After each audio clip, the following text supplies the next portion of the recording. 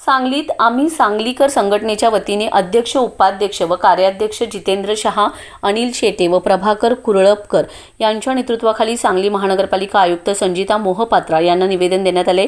या निवेदनातून वारणा उद्धव योजनेला तीव्र विरोध नोंदवण्यात आला असून चांदोली धरणातून थेट शुद्ध पाणी पुरवठा करण्याची मागणी करण्यात आली। संघटनेच्या पदाधिकाऱ्यांनी सांगितले की महापालिका प्रशासन नव्याने वारणा उद्धव योजना राबवण्याच्या तयारीत असून त्यासाठी शासनाकडे पाठपुरावा सुरू आहे। मात्र वारणा नदी मोठ्या प्रमाणात प्रदूषित असल्याचा आरोप त्यांनी केलाय। नदीकाठच्या शेतीत रासायनिक खतांचा मोठ्या प्रमाणात वापर होत असून ते पाझर पाण्याद्वारे नदीत मिसळते। याशिवाय परिसरातील औद्योगिक सांडपाणी व गावांमधील मैला देखील नदीत मिसळत असल्याने वारणा नदीचे पाणी दूषित झाल्याचं त्यांनी नमूद केले। सांगलीकर नागरिक सध्या कृष्णा नदीचे प्रदूषित पाणी पिण्यास भाग पडत असून त्यात पुन्हा वारणा नदीचे दूषित पाणी मिसळण्याचा घाट प्रशासन घालत असल्याचा आरोपही यावेळी करण्यात आलाय। त्यामुळे नागरिकांच्या आरोग्यावर गंभीर परिणाम होऊ शकतो अशी भीती व्यक्त करण्यात आली।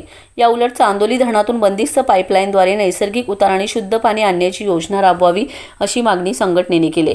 या योजनेचा अंदाजे खर्च सुमारे 1000 कोटी रुपये असला तरी दीर्घकालीन दृष्टीने तो फायदेशीर ठरेल असंही त्यांनी सांगितले। सध्या कृष्णा नदीचे पाणी शुद्ध करण्यासाठी महापालिकेला दरवर्षी 20 ते 25 कोटी रुपये खर्च करावे लागतात, तर चांदोली धरणातील पाणी थेट वापरल्यास शुद्धीकरणाचा खर्च टळेल असा दावा करण्यात आलाय। दरम्यान महापालिका प्रशासनाने वारणा उद्धव योजना राबवल्यास तीव्र आंदोलन छेडण्याचा इशारा आम्ही सांगलीकर संघटनेने दिलाय। यावेळी चेतन दौडमनी, रोहन जाधव यांच्यासह अन्य कार्यकर्ते उपस्थित होते। बोला। आज आयुक्त सांगली महानगरपालिका यांना आम्ही सांगलीकर यांच्या वतीने पाण्याच्या प्रश्नासंदर्भात निवेदन देण्यात आले। या निवेदनातून आम्ही 3 वर्षापूर्वी सुद्धा अशी मागणी केली होती की चांदोली धरणातून सांगलीला थेट पाणी द्या। महापालिकेने आणि सर्व कारभाऱ्यांनी वारणा उद्धव योजना राबवून 600 कोटी रुपयाची योजना चा गाठ घातलेला आहे, पण वारणा नदी ही प्रदूषितच आहे।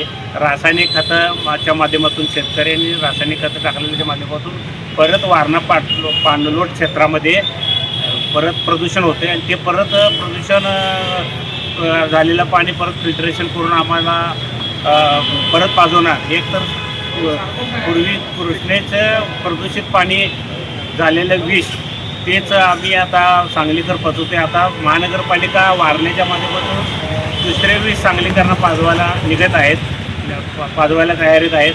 त्याला विरोध असून थेट चांदोली धरणातून थेट 900 कोटी रुपयाची योजना असून त्या 900 कोटी रुपये 600 कोटीच्या ऐवजी 900 कोटीमधून ती योजना थेट बंदिस्त पाईपलाईनद्वारे चांदोली धरणातून पाणी उचलल्यास नैसर्गिक उताराने सांगलीपर्यंत पाणी येणे शक्य आहे। सांगली आणि आजूबाजूच्या 18 लाख लोकसंख्येला याचा पूर्ण फायदा होणार आहे। सदरचे पाणी चांदोली धरणातील अतिशय शुद्ध असून मिनरल वॉटर असून ते प्रदूषण नसून ते शुद्ध नॅचरल पाणी आहे। तेच पाण्यासाठी आम्ही निवेदन दिलेलं आहे। जर यासाठी पाठपुरावा नाही केला तर येत्या 8 दिवसात आम्ही सांगलीकर रस्त्यावर उतरून आंदोलन करू, याची नोंद घ्यावी। किंवा देवेंद्र फडणवीस असू देत, या योजनेची आमच्या निवेदनाची पूर्ण अभ्यास करून या सांगलीकर समस्त सांगली मिरज कुपड महापालिकेला खऱ्या अर्थानं शुद्ध पाणी पुरवठा होणार आहे। कारण या वारणा उद्धव योजनेत सुमारे 12 ते 15 कारखाने या नदीला प्रदूषित होत आहे। त्यामुळं पहिलं एक तर कृष्णेचं पाणी आम्ही